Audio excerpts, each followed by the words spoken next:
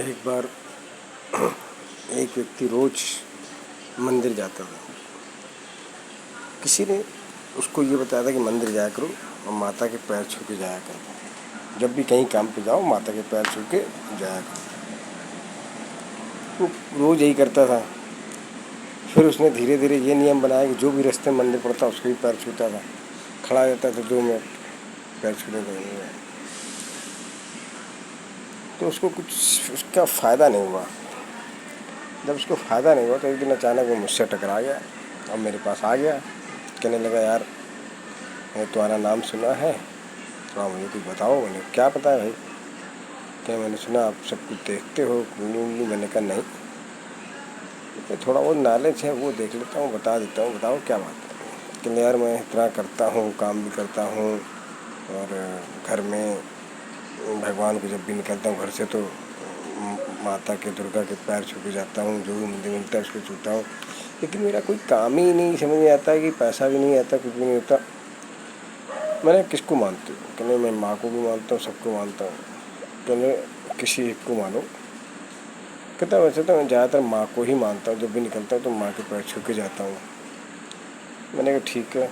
तो माता के दरबार से निकलता हूँ, घर से जब निकलता हूँ तो माता के पैर छू लेता हूँ, माता के दर्शन कर लेता हूँ। किसी ने मुझे बताया था। तो मैंने कहा ये बताओ घर में तुम्हारे कौन कौन है? कहना मेरी माँ है, मेरी बहन है, एक छोटा भाई है। माँ से तुम्हारी कैसे पटती है?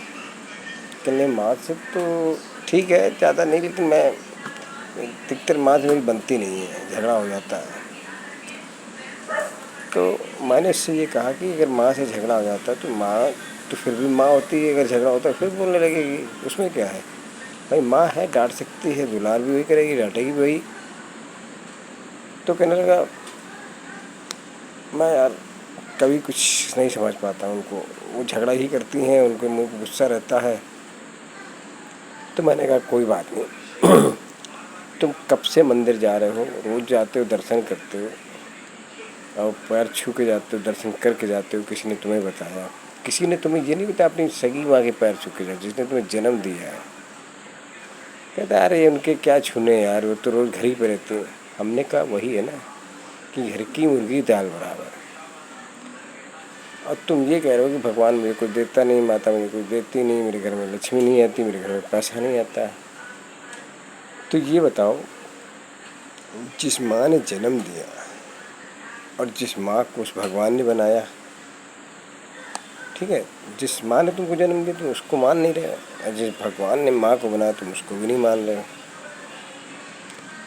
दोनों एक ही चीज़ है ना।